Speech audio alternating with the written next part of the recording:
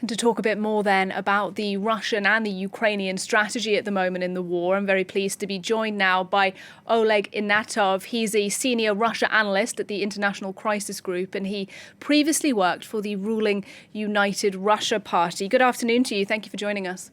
Thank you for having me. How should we understand these attacks today on Kyiv? Are they, in your view, retaliation for the recent attacks on Russian soil?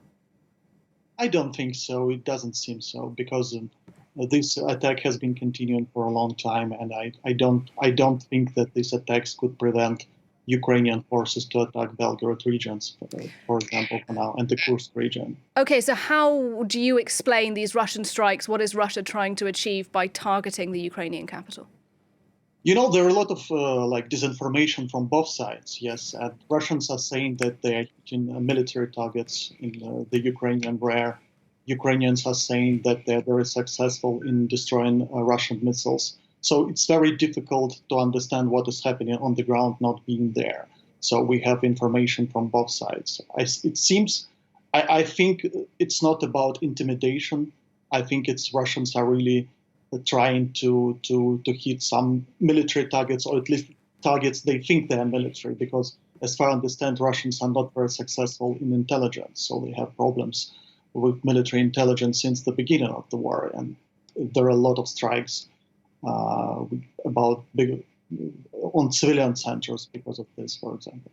I'm interested in your view on these attacks that we've been seeing more of in recent weeks on Russia, primarily on the region of Belgorod, which borders Ukraine. There have been drone attacks, rocket attacks, and it does seem that life in those areas is being disrupted. Earlier this week, we heard that about 9,000 Russian children are being evacuated from the border. Who is behind these attacks? Is it the Ukrainian army? It's a Ukrainian army because, even if we look at the official statements, so these so-called Russian units, or free Russian units consisting of Russian military combatants, they are part of the Ukrainian International Legion. And the Ukrainian International Legion is under command of the Ukrainian military intelligence. And all the combatants who are part of this legion, who are part of this Russian units, they signed a contract with the Ukrainian military. So they are part of the Ukrainian military. And what we know about these soldiers is that it's not only Russian people who are there. Yes, it's a mix of Russian and Ukrainian soldiers. And Ukrainian officers are in charge of these units, not Russian combatants. Okay, so we have Russians and Ukrainians working together. In your view, do they have the authority from Kyiv, from Volodymyr Zelensky, to do what they're doing? Because that's not something the Ukrainian government has outright denied. At least we have authority from Mr. Budanov, who is the head of Ukrainian military intelligence. Yes, he's in charge of this operation because these people are his subordinates. Yes, I wouldn't say that it's a mix of these are Russian and Ukrainians. I think these Russians, they were recruited by Ukrainians. Or these Russians, they joined Ukrainian army because they wanted to fight against the Russian regime, Putin's regime, to fight against Russia. So they are not independent person. They are part of the Ukrainian military. Yes, and they fulfill the command that they get from their Ukrainian officers. Okay, so they're not independent from the Ukrainian army in your view. And I just want to clarify that because, Ukraine says it's running short of weapons. It wants more ammunition from allies in the West.